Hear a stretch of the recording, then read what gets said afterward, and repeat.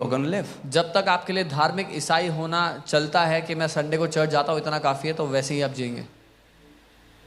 There is a man of God and they were so poor परमेश्वर के एक जन बहुत गरीब थे. that one time in church offering tray was being passed. एक बार ऑफरिंग की ट्रे दी जा रही थी तो They had nothing उनके पास कुछ नहीं था देने के लिए. and he wanted to. He had a heart but had no money. वो देना चाहते थे, उनका दिल था लेकिन पैसा नहीं था देने के लिए. Usually what happens is those who have heart don't have money and those who have money don't have heart. अधिकतर क्या होता है, जिनके पास दिल होता है उनके पास पैसा नहीं होता, जिनके पास पैसा होता है उनके पास दिल नहीं होता देने. Is that true?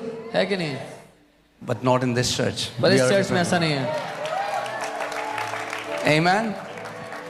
Those who have heart, eventually God puts it in your hand.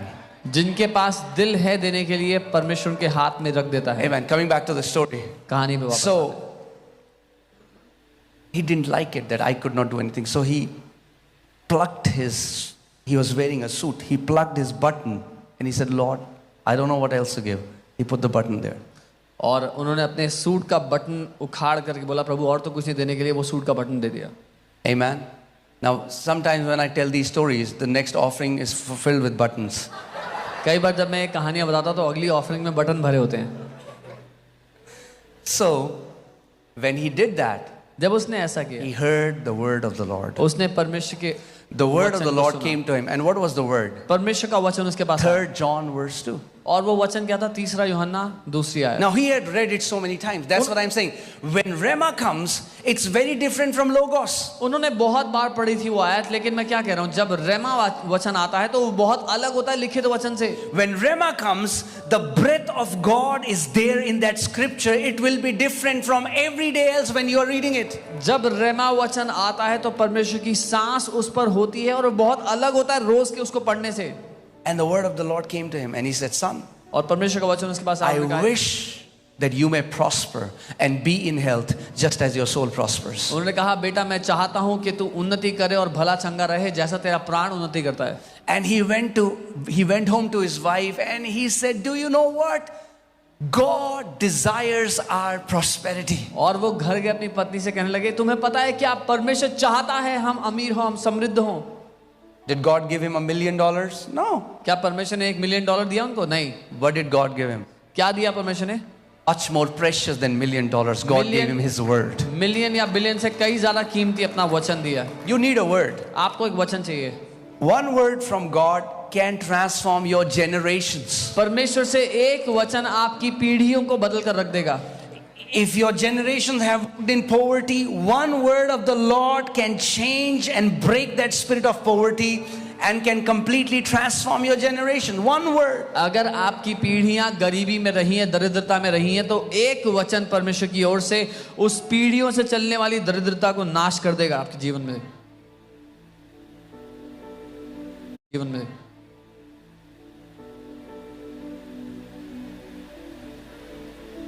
The unwise seek things, the wise seek the word. जो बुद्धिहीन है वो चीजों को ढूंढते हैं, चीजों के पीछे भागते हैं. जो बुद्धिमान है वो वचन के पीछे Please don't भागते हैं. misunderstand me. It's nothing wrong with that. Okay? उसमें गलत नहीं है. There's मुझे nothing गलत wrong in asking a job from God. Yes, please do परमेश्वर that. से नौकरी मांगना गलत नहीं है, करें.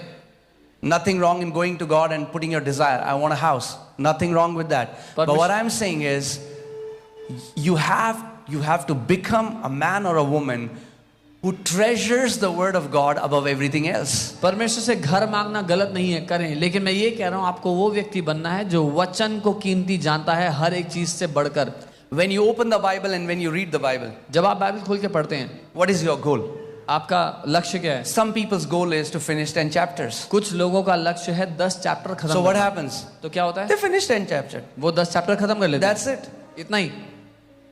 Because you're going to get according to your expectation. क्योंकि आप अपनी उम्मीद के मुताबिक पाएंगे. But if you open the Bible and you say, Father, I want a word from you, and that's why I'm reading your word. लेकिन अगर आप बाइबल को खोलते हैं, कहते हैं, पिता मुझे आपसे वचन चाहिए, इसीलिए मैं वचन पढ़ रहा हूँ. Speak to me.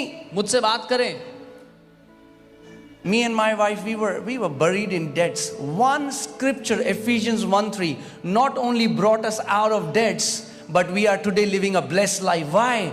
Because once you get one Rhema word, that is for you and for your generations for life. मैं और मेरी पत्नी कर्जों में डूबे हुए थे, एक वचन इफिसियों 1:3 ने हमें ना केवल कर्जों से बाहर निकाल दिया, आज हम आशीषित जीवन जी रहे हैं, क्योंकि एक वचन आपको और आपकी पीढ़ियों को बदल देगा।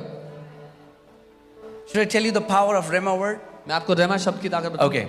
So, disciples are in the boat. The boat is tossing with the wind. चेले नाव में थे और नाव उलट रही थी। The Bible says there was a great tempest. Bible कहती है बड़ी आंधी थी And Jesus comes walking on water. और यीशु पानी पे चलते हुए आ रहे हैं। And Peter says, if it's you, bid me to come. पतरस कहता है अगर आप ही हैं प्रभु तो मुझे भी कहे मैं भी आऊं। Jesus said, come. यीशु ने कहा आ जाओ।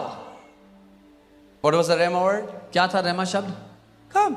आ जाओ, Come. आ जाओ, That's it. इतना ही, No mystery. कोई रहस्य नहीं, Come.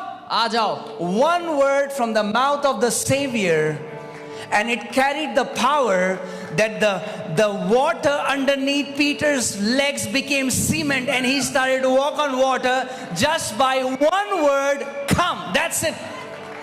उस उद्धारक के मुंह से निकले एक शब्द में इतनी ताकत थी कि पतरस के पांव के नीचे जो पानी था वो जमीन की तरह हो गया और पतरस उस पर चलने लग गया, बस आ जाओ कहने से।